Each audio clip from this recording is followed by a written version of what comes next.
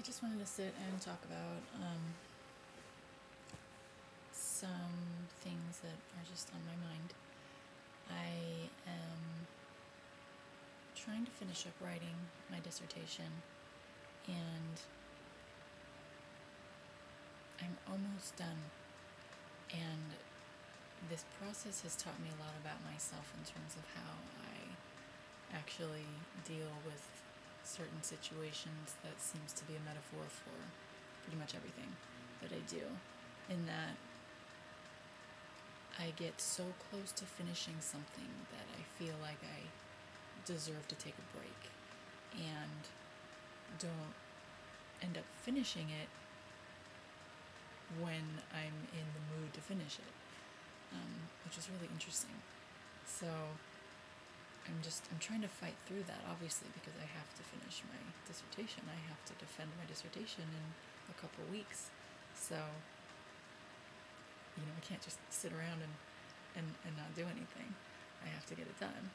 And I'm excited to get it done. It's just, I literally have like this much left to do, and it's hard to just bust through it when you know you're so close and you feel like you're already there. You're already done. You're already free, and starting to fully immerse yourself in that mentality when you still have a little bit of stuff to get through, And I notice I do that a lot. Even just, like listening to a song, I change it, like 5 seconds before it ends. I'm like, oh, the song's over, so I change it. Or, I'll start a project, and like a little artsy project or something, and I get most of it done, and I think to myself, oh, it's pretty good. I'll just come back to it later when I have more time or whatever. It's weird. I wonder what that is. I don't know if anybody has any ideas. Because it's just I'm just noticing a pattern that I would like to break myself from. And obviously, finishing the dissertation will be a huge accomplishment and a major undertaking in terms of me doing this long, arduous, strenuous journey and actually completing it. And I'm not there yet. I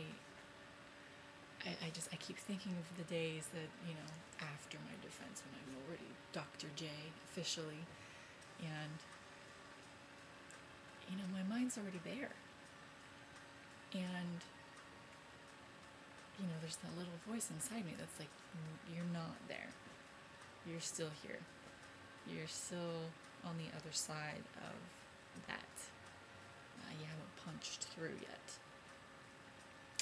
And of course that has interesting metaphors for other things, such as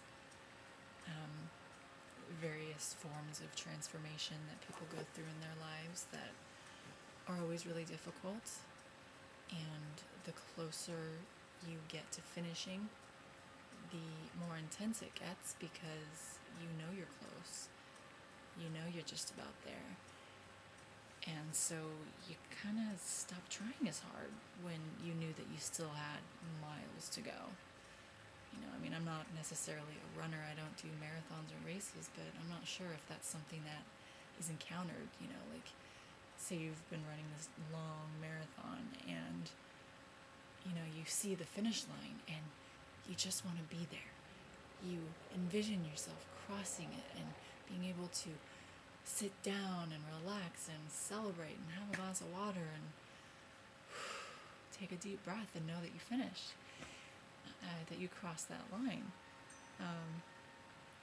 And it's a giant pattern I'm noticing in a lot of different things, at least in terms of the things that I do. I obviously can't speak for everybody, but I just wanted to offer that up.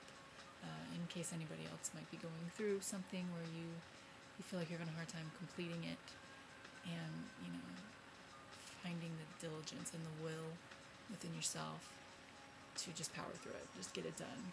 And do what you need to do, because although it's good to have hope and to be able to envision yourself immersed in the life that you want and knowing you're so close to it, there's nothing more tragic than being so close to it and not getting there.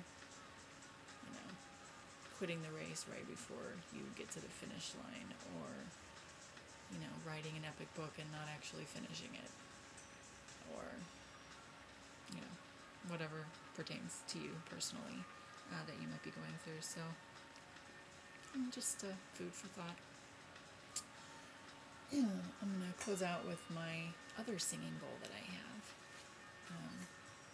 This one, actually, I'll give you a little bit of information. This one I actually got at this place called the Shocker Shack in Long Beach.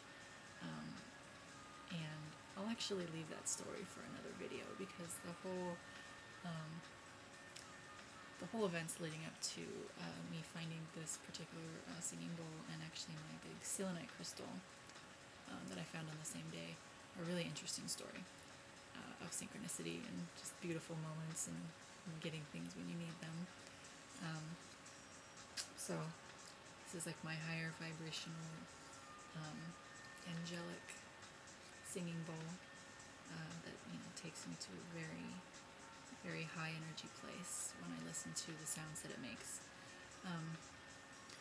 But then I use this one, which is a lower frequency. Actually, I got this at Cost Plus, actually.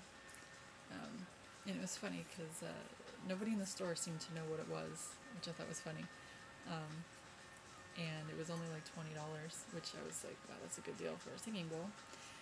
Considering this one, my other one was a lot more. And so I just thought it was funny that, and then nobody knew how to play it, so I kind of showed them how to play it. But anyways, so I'm going to close out with this lower vibrational singing bowl, just to bring myself back down, to ground my energy, because I do still have a lot of work to do, as much as I want to be up in my head and thinking about the future and thinking about all the wonderful plans I have set out for myself. I still need to keep myself grounded in this moment so that I can power through the rest of my dissertation and defend my dissertation, and then we'll see where life takes me.